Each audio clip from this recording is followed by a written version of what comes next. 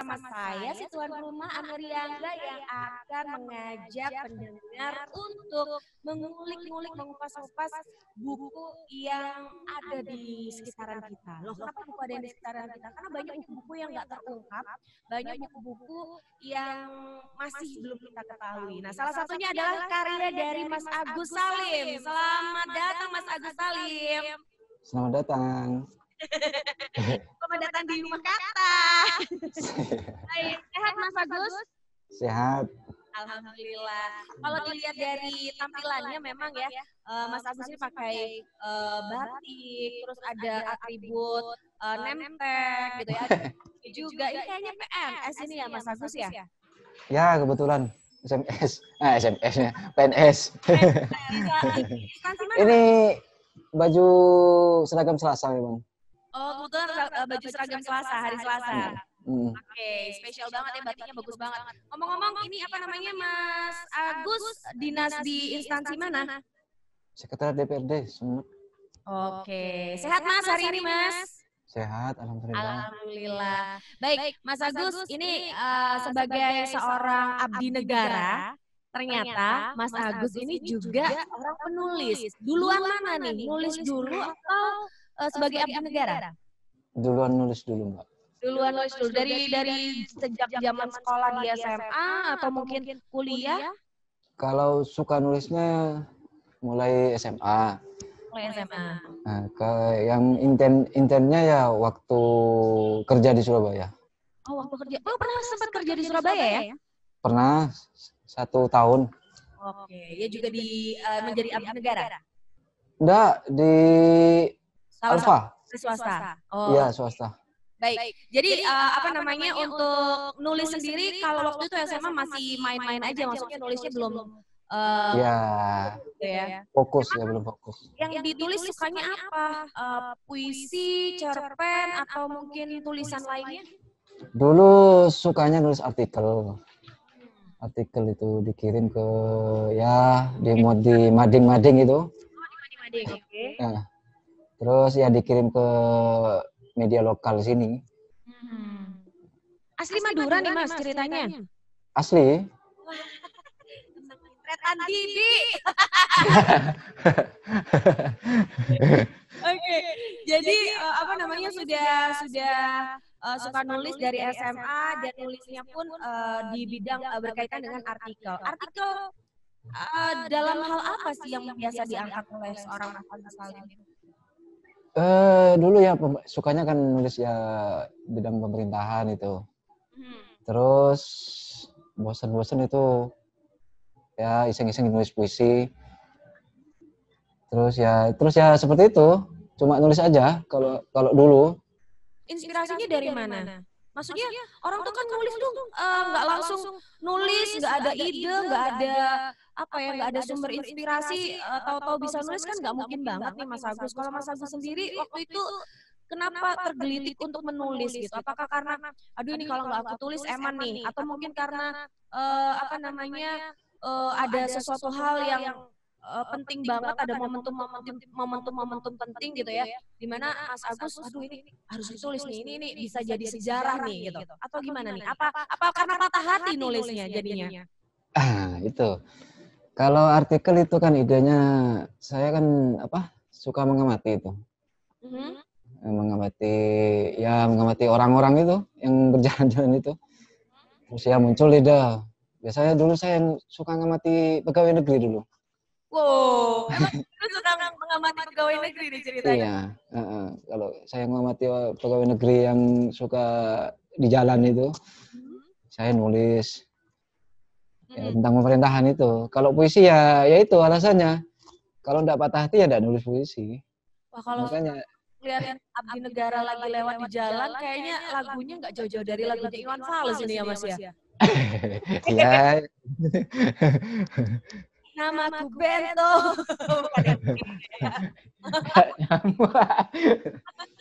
Oke, tapi ngomong-ngomong Mas Agus, saya pengen tahu ketika dalam hal menulis gitu ya, Mas Agus itu suka gaya menulisnya tuh yang gaya seperti apa? Yang memang lugas atau mungkin kiasan-kiasan kayak Dewi Lestari. Dia kan penuh istilah-istilah ilmiah dipakai, istilah-istilah puitis dipakai. Kalau Mas Agus lebih kemana? Saya suka kalimat-kalimat yang sederhana itu. Kalimat-kalimat yang sederhana. Namanya ini kayaknya nasi padang. Iya. Jadi lapar Mas. Daripada ya pakai metafora sama hiperbola itu yang berlebihan tapi enggak ngena itu. Oh gitu. Kenapa aku bisa mikir itu kalau pakai hiperbola atau metafora itu enggak ngena? Ya terlalu itu kan kalimat sederhana itu bagi saya itu ya kalimatnya sederhana tapi maknanya dalam itu. Daripada hiperbola itu seperti atau berlebihan itu kata-kata yang berlebihan tapi tidak ada isinya kan percuma juga. Mas Agus, apa namanya kalau dalam hal menulis itu selain inspirasi, apakah perlu kemampuan khusus untuk menulis? Ya enggak lah. Cuma ya itu ilmunya kan kuncinya satu kalau menulis itu. Ya membaca latihan. Kalau tekniknya kan bisa dipelajari. Membaca dan latihan. Iya. Pasti bisa ya kalau pokoknya ada latihan, suka membaca, pokoknya itu pasti bisa ya. Iya, pokoknya jangan dulu mau bercita-cita mau menembus media. Jangan. Jadi diutamakan dulu menulis yang baik gitulah. Terus untuk penulis-penulis sekarang ini kan Ana lihat itu lebih suka nulis di di media sosial. Apakah itu sudah bisa dibilang penulis kalau menurut Mas Agus? Ya semuanya kan ya kalau orangnya mau bilang dirinya penulis ya penulis. Namanya di media sosial. Tergantung media kayak mengakui diri. Iya, kan di Facebook itu kan banyak nulis puisi itu. Nah, kalau orang yang nulisnya itu ya bilang puisi ya puisi. Tapi kalau orang yang sudah tahu nulis puisi ya bukan puisi.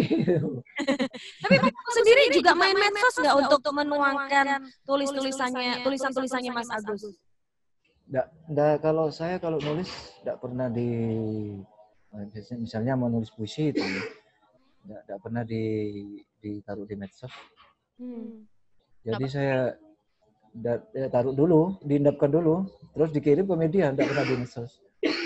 Itu nggak butuh popularitas. Biasanya kan orang-orang itu penulis-penulis jadi terkenal karena mereka juga memasarkannya juga melalui media, melalui web kayak gitu, media sosial maksud Ana.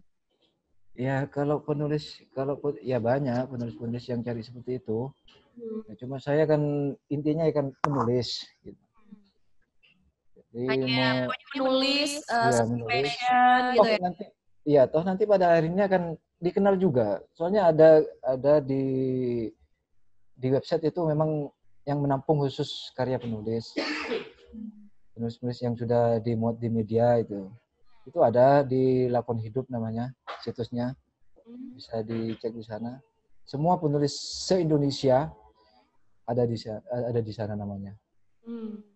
Jadi tidak perlu promosi kenalkan diri itu kalau sudah dimuat ya tidak apa-apa dipromosikan di medsos itu tidak apa-apa, cuma agar ya biar ya yang lain tahu kalau ada tulisan saya gitu. Nanti mampir ke situsnya itu.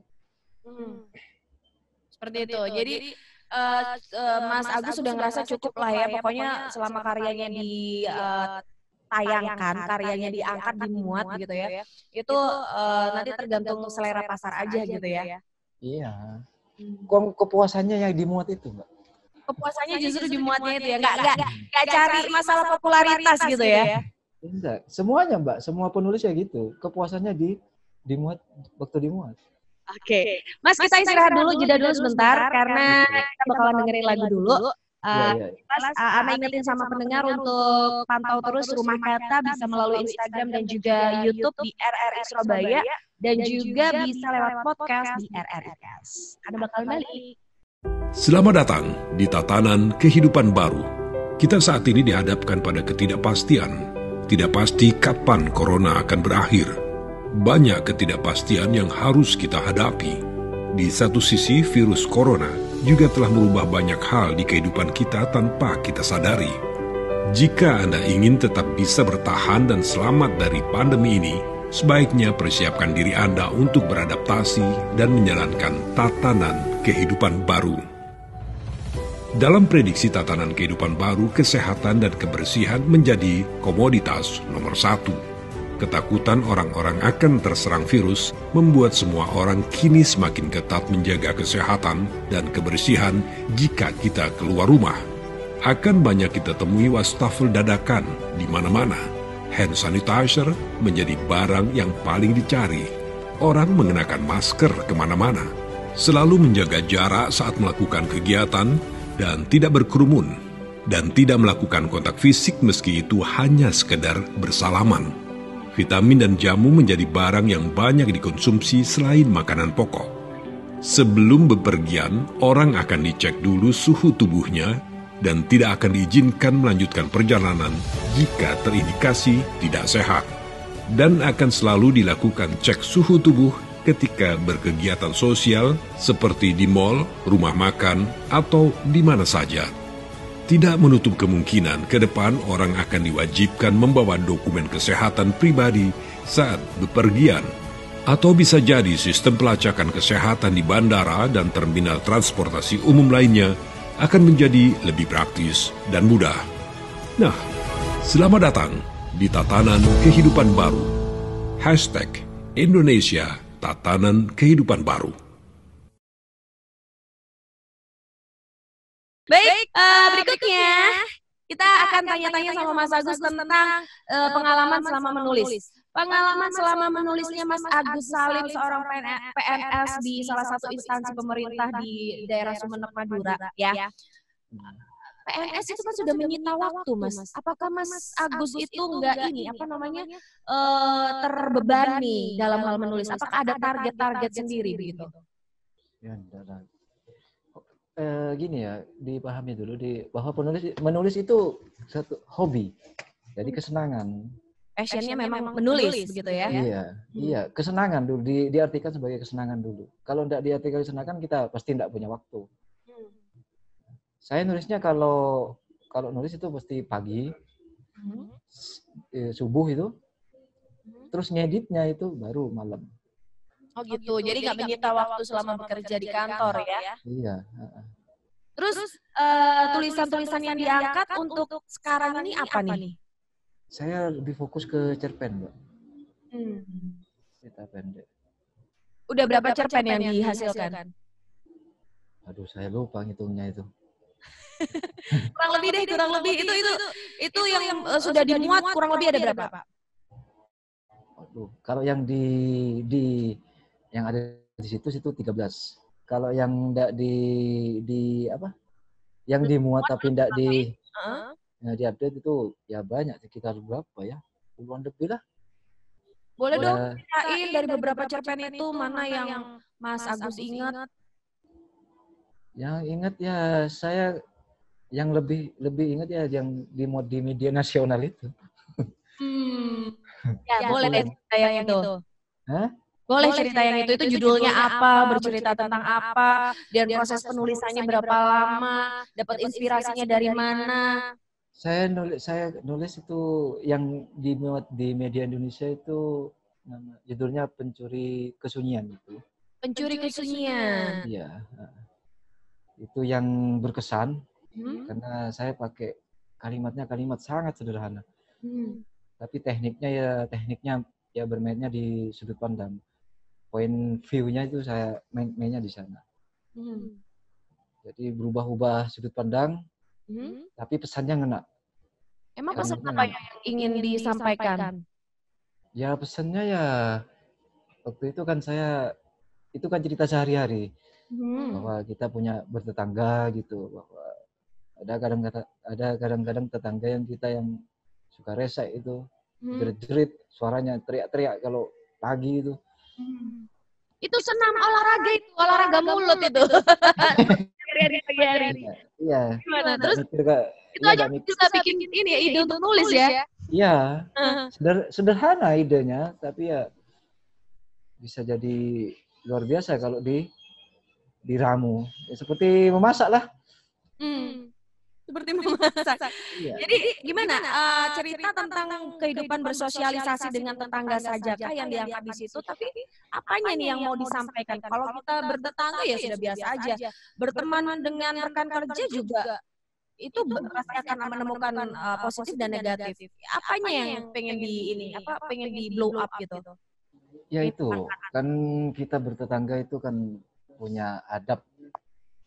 Ya, kan sebagai makhluk beradab ini. Kita harus kan menghormati tetangga satunya. Mungkin kita bersuara terlalu tinggi mengganggu yang satunya. Kita berteriak-teriak seperti hidup di hutan itu. Seolah ada orang di sekitarnya. Itu mungkin hal sepele, tapi itu kan fatal kalau kita tahu adab bertetangga. Ada bertetangga. Ada literasi yang Mas baca nggak untuk memperkaya karya tulis Mas Agus tadi? Misalnya mungkin kalau dari agama, Islam atau apa gitu. Ya saya dasarnya agama. Dasarnya saya baca dulu, takut keliru, nyentumkan kutipannya itu takut keliru. Saya baca dulu sumbernya dia dari agama itu dari kalau tidak ayat ya pakai hadis.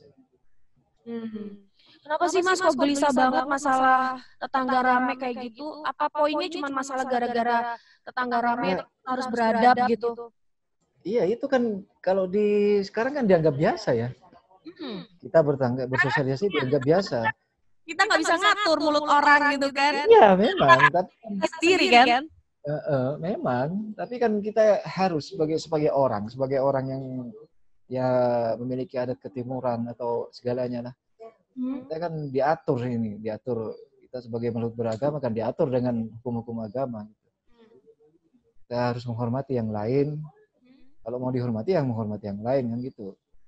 Kalau kita jerit-jerit mungkin yang lainnya mungkin merasa terganggu. Pasti itu. Ya suara aja rumahnya. Rumahnya dibikin kedap suara. Kita kan padat, Mbak, satu kampung. Iya. Tapi jadi pesannya di pencuri kesunyian itu tadi, Anda tuh bayanginnya pencuri kesunyian itu kayak film-film iblis, film-film devil gitu kan. Tapi ternyata pencuri kesunyian di sini dimaksud adalah tetangga yang berisik gitu ya. Itu mencuri kesunyian orang lain. Orang yang nggak ada. Mungkin ya intinya itu mencuri kesunyian itu kan ketenangan.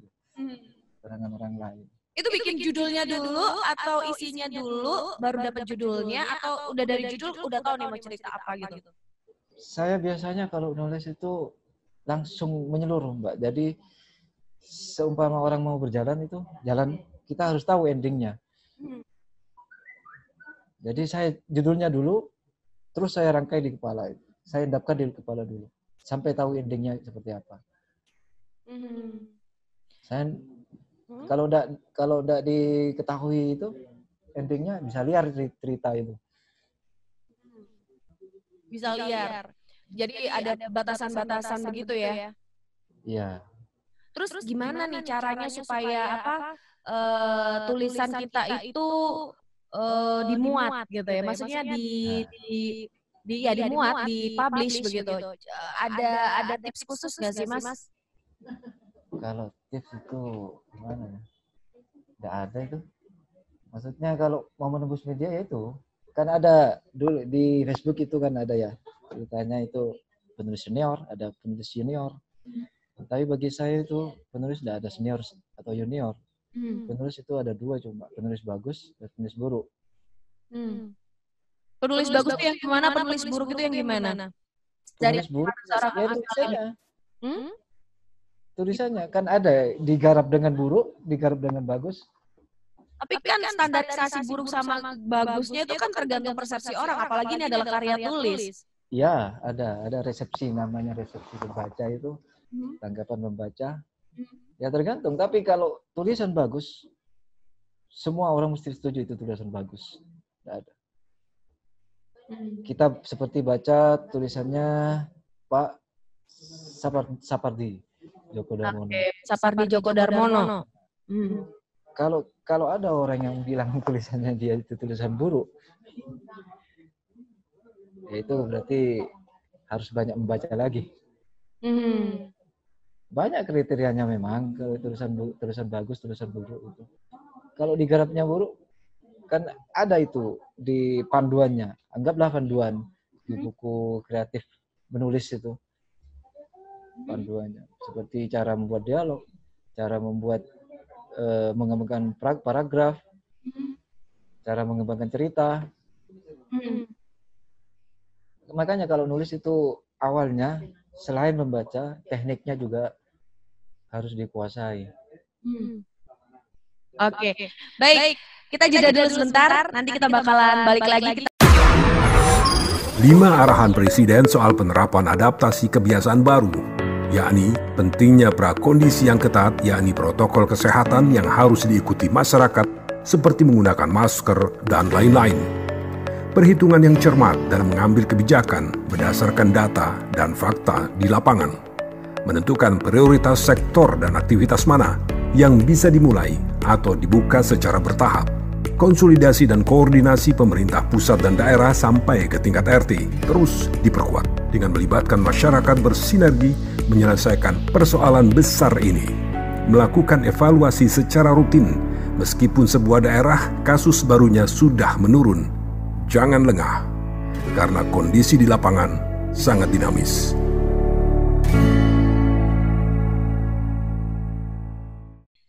Oke, balik lagi di Rumah Kata, masih bareng Ana dan juga Mas Agus Salim, penulis yang juga eksis sebagai abdi negara di Sumeneb, Madura. Wah, yeay! Mas Agus, tadi kita udah ngobrol panjang lebar, santai-santai aja sih ngobrolnya ya tentang apa ya, gimana menulis, dapat idenya dari mana. Tadi Mas Agus pun juga sudah menyebutkan tentang seorang penulis tersohor, legend di Indonesia, Sapardi Djoko Darmono. Ada lagi nggak penulis senior yang jadi paling nggak sumber inspirasi, sumber bacaan dari Mas Agus Salim? Iya ada. Saya suka bukunya Afrizal Malna. Afrizal mana? Malna. Afrizal Malna. Mbak kenal? Iya. Itu penulis puisi sama penulis cerpen itu. Tulisannya itu luar biasa. Apa yang bikin luar biasa? Kalimatnya itu. Kalimatnya yang dia rangkai itu seperti apa ya? Seperti tidak ada kata-kata yang sia-sia itu, yang ditaruh itu. Kita kan ada kadang-kadang itu nulis tulisan itu yang akrobat sampai tulis kata-kata sampai jelimut itu. Itu kalau Pak Afrizal itu saya bilangnya Pak ya karena dia lebih tua dari saya. Itu tulisannya itu sederhana kalimatnya itu, tapi wah maknanya luar biasa. Kita kan selain membaca itu harus paham maknanya juga, belajar memahami maknanya itu. Tapi yang ditulis sama Afrizal itu, Bapak Afrizal itu tadi kaitan dengan apa biasanya? Atau tentang masalah sosial seperti yang Mas Agus tadi tulis di karyanya Pencuri Kesunyian ini? Ya gimana Pak? Ya maksud saya dari seorang penulis yang bernama Afrizal itu tadi, ya itu nulisnya tentang apa? Maksudnya kan puisi sama cerpen, tapi yang diangkat itu apa? Wah kalau Pak Afrizal biasanya tentang budaya, tentang kalau saya kalau tidak salah ya biasanya budaya ya kalau salah benar. Biasanya itu kehidupan sosial yang diangkat, budaya sosial, kehidupan sehari-hari itu. Yang biasa diangkat ya seperti ya kemarin yang baru itu masalah taman kebudayaan di Jakarta itu. Taman ya itu biasanya itu yang diangkat, biasanya temanya kesenian yang ada di sana itu. ini jadi kayak menggambarkan Mas Agus sendiri ya. Mas Agus tuh kayaknya memang tipe-tipe yang suka banget sama hal yang berbau sosial, budaya seperti itu. Iya, betul Mas. Iya. Ngomong-ngomong kalau soal percintaan, Mas Agus ini jomblo atau udah menikah? Wah, alhamdulillah saya sudah punya satu, Mbak. Sudah punya satu. Nah ini masalahnya pertanyaannya, apakah tidak pernah ada romansa-romansa yang pengen diangkat di karya tulisnya? Ada, cuma berapa ya? Dua cerita pendek saya bilang menceritakan itu. Ya tapi ya itu kebanyakan ceritanya ya masa lalu, yang terjadi di masa lalu, bukan masa sekarang. Masa lalu, bukan masa sekarang ya. Masa lalu yang membuat manusia jadi lebih belajar lagi begitu ya. Iya. Tapi ngomong-ngomong, aku punya pertanyaan lagi nih tentang plagiatisme. Pernah dengar itu kan ya? Ya. Nah, kalau ngomong soal plagiatisme karya sastra nih, menurut Mas Agus gimana? Ya, kalau lihat definisinya itu kan sesuatu yang dilarang itu ya. Sesuatu yang dilarang. Tapi kita kan tidak sembarangan menuduh orang itu melakukan plagiarisme. Misalnya kita cuma mengutip satu paragraf gitu. Mengutip satu paragraf di cerita orang lain. Karena kita suka sama paragrafnya, kalimatnya. Kita taruh di cerita kita. Kita kan gimana ya mau bilang plagiarisme, toh di sana alurnya lain, tokohnya lain. Dan mungkin temanya juga lain. Dan mungkin juga maksudnya juga lain. Dalam satu cerita itu. Jadi saya enggak gampang kalau mau menuduh orang itu melakukan plagiarisme. Itu sesuatu yang dilarang memang. Itu kan kriminal itu, pidana itu. Bahkan sekarang ini loh bahkan ada yang dibajak juga loh Mas. Pernah tahu nggak kalau karya tulis sampai dibajak gitu? Ya ada, banyak. Bukan tahu banyak. Dulu kan ada sempat yang rame-rame dulu. Penulis nasional itu yang melakukan plagiat itu. Yang diplagiat itu tulisannya orang luar. Judulnya juga ada, sama judulnya. Sampai sampai jalan ceritanya itu sama. Yaitu ada teman penulis lainnya itu yang menuntut itu. Langsung dikirim ke medianya. Dan akhirnya ada undang-undangnya sendiri juga ya yang untuk ngatasin itu ya. Ya cuma ini kelemahannya itu tidak ada tindakan itu. Tidak ada tindakan. Jadi kalau menurut Agus berarti harus digimanain tuh kalau sampai ada ketahuan kayak gitu? Ya minimal di blacklist lah selama 1 tahun. Mungkin 2 tahun ya. Jadi di media itu tidak menerima tulisan dia selama 1 tahun atau 2 tahun. Oke. Karena? Ya karena itu bahayanya itu kan sama yang punya tulisan itu. Baik. Itu tuh ya kalau memang ditolak sama penerbit, publisher karena memang karyanya plagiat. Tapi kalau sama karya udah sendiri, udah benar-benar mati-matian bikinnya begitu ya. Tapi masih aja terus ditolak. Ada nggak sih tips untuk penulis-penulis pemula supaya tidak putus asa atau mungkin punya tips gimana nulis, coba dong lihat pangsa pasar atau bagaimana. Maksudnya kan gini, kadang-kadang orang nulis itu sesuai dengan idealismenya sendiri, apa yang dipikirkan, apa yang dilihat, apa yang diamati begitu ya. Dan juga apa yang dibaca. Tapi ada juga penulis akhirnya nulis karena ngikut. Nah, ini gimana Mas? Ya diusahakan itu kalau nulis itu pakai selera sendiri. Jangan pakai selera redaktur atau selera orang lain. Kita tujuannya menyenangkan membaca, bukan menyenangkan redaktur atau media mana. Selera pakai gaya sendiri, khas sendiri. Ya kuncinya membaca itu, Mbak. Kalau Haruki Murakami itu nasihatnya seperti itu. Membaca. Dan bukan cuma satu buku yang dibaca. Kebanyakan yang dulu kan itu baca buku-buku yang sentimental itu. Oke. Baik kalau gitu Mas. Terakhir deh,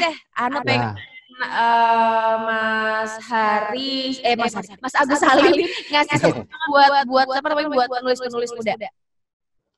Ya buat penulis-penulis yang baru atau punya cita-cita mau jadi penulis itu. Jangan dulu dipikirkan masalah tenar itu, namanya populer itu. Nah, yang diberikan itu ya menulis bagus itu dulu.